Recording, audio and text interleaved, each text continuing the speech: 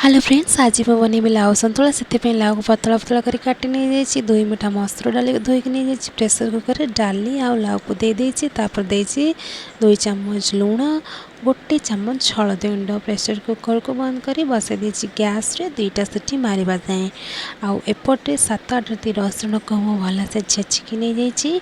आउ नहीं 5 ରୁ 6टी बड़ी ताको भी भलसे छेचिकी नहीं जाइछि।